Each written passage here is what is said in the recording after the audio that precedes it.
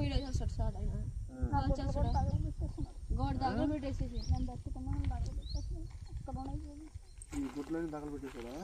తగలబెట్టేసింది sir బతుకున్నాం కానీ ఆ గొడ్లు తగలబెట్టేస్తాడు అన్ని తగలబెట్టేస్తున్నాడు సార్ ఆయన.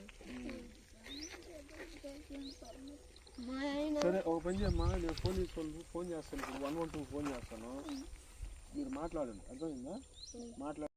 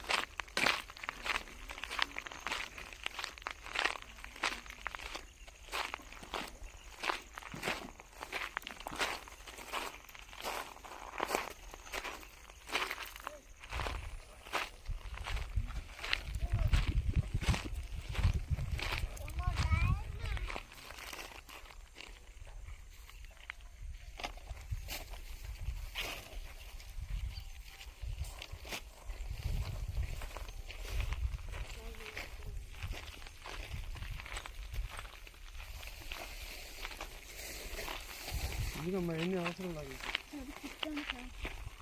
ఏంటమ్మా ఏం సమస్య ఉంది? ఏం సమస్య లేదు సార్, మా ఏదో సమస్య కొట్టుడు కొట్టడంలో సార్ నిన్ను కొడుతున్నాడా? నన్ను సార్ కొట్టేస్తున్నాడు సార్, నన్ను కొట్టేసి మళ్ళీ ఇప్పుడు అంటే మళ్ళీ మంచి చేసుకుని మళ్ళీ తిట్టుకుంటాను. పద్ధతి కూడా పర్వాలేదు సార్, మా సారాలు కూడా రారు అని అనుకొని ఇవాళ పోయి పిండి ఆడిపించుకొని మంచిగా వచ్చాను సార్.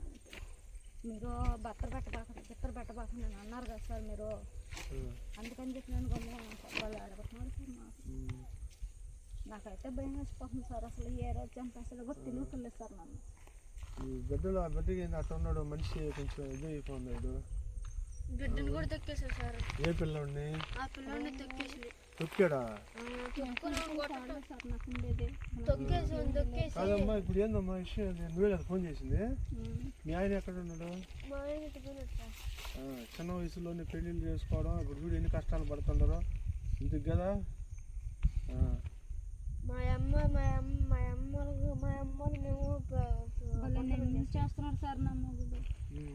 ఇప్పుడు ఒక్కడు ఉన్నాడు సార్, ఇద్దరం పోయి ఉన్నాం సార్. అక్కడ ఉన్నలకి తీసుకుని వస్తున్నారు ఆడికనే పట్టణాలు లేడు సార్. నేను పాలక్కుంటా బొమ్మగా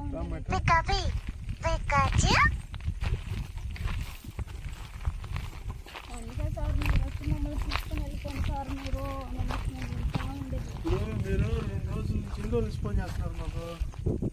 మొన్న చేసాం సార్, అప్పటికే అంతకుముందు ఫస్ట్ సార్ మేము రోడ్లోకి వచ్చేసినాం సార్ మేము అని చెప్పాం కదా. ఆ తెల్లారి మా ఇంటి కూడా చేద్దాం సార్, వాళ్ళకి సార్ ఎన్ని ఇబ్బందులలో ఉన్నారో మనం చెప్పలేము, మనం ఊరు నాన్నని నేను చెప్పాను సార్. ఒక ఐదు కోసం మళ్ళీ నిన్న చేసిందా? నిన్న మీ కాల్ చేసింది, తర్వాత చేసింది, ఉదయం చేసింది. ఈ విధంగా మమ్మల్ని చంపుతా ఉన్నాడు మామ, కత్తి పెట్టి నరకతా ఉన్నాడు, అది ఇది అంటే గొడవ సార్ మాది. ఇంకెందుకని చెప్పి పేక పట్టుకుని లాగేసి గోర్లు అడిగించుకున్నాను. ఏ రోజుకైనా చంపేస్తాం. ఇప్పుడు ఏందమ్మా మీరు ఇప్పుడు మాతో బయలుదేరి వస్తారా? వచ్చేస్తాం సార్. నిన్న కూడా హాస్పిటల్ పోతే గుండెలో నొప్పి అని చెప్పి మాటలు ఏమంటే మేము హాస్పిటల్కే పోవాలన్నాడు. మా కార్డు చూస్తే 400 ఎత్తుకుపోతుంది ఛార్జీ. నాకు 200 ఇచ్చేసేస్తారు సార్. ఇప్పుడు అది కాదమ్మా నేను చెప్పేది, ఇప్పుడు నాకు 3 రోజుల నుంచి ఫోన్ చేస్తున్నారు కదా, ఇక్కడ మేము ఉండలేమని చెప్పి. ఇప్పుడు మేము అధికారులతో మాట్లాడుకొని మీకు అన్ని సౌకర్యాలతో ఆడ ఉండేట్టుగా మేము అన్నీ మీకు కల్పిస్తాం. మీరు అక్కడ ఉండి బిడ్డలు చదివించుకుంటారా? ఇప్పుడు మీ 3 పిల్లల్ని మేమే చదివిస్తున్నాం లేదా? మరి మేము తీసుకోపోయి 2 నెలలు అయింది, ఒకసారి నా ఫోన్ చేసా బిడ్డల కోసం నువ్వు. ఇప్పుడు మీ పిల్లల్ని మేమే కదా చదివిస్తున్నాము. ఇప్పుడు ఈ పిల్లల్ని కూడా మీరు చదివించుకుంటాం జాగ్రత్తగా, అంటే మీకు అన్ని వసతులు కల్పిస్తాం మేము. తర్వాత మీరు ఏదో పని బట్ట చేసుకోండి, పెద్దలు పిల్లల వరకు చదివించుకుంటారంటే మేము అన్ని వసతులు చూపిస్తాం. అదే నేను చెప్పేది, మీరు వస్తారు కదా అని అంటున్నాను నేను. ఏమ్మా నువ్వు ఫోన్ చేసి వస్తుంటే సైలెంట్గా ఉండేది? వస్తాం సార్, మేము వస్తాం. మా అత్త మా పక్కల మేము వస్తాం. మా అత్త ఇంటి ఆడే ఉంటుంది. చూడు అమ్మాయి ఎట్ట చదువుకున్న బిడ్డని ఎట్ట అయిపోయింది చూడు. అడగాలి సార్ అది. మా నాయన మా సొంత నాయన వాళ్ళు మేము పోతే నేను షాపులో పోను, హాస్టల్లో చదువుకుంటే హాస్టల్లో డబ్బులు పెడితే అవి వాళ్ళు మా ఆయన తీసేసుకుంటున్నారు.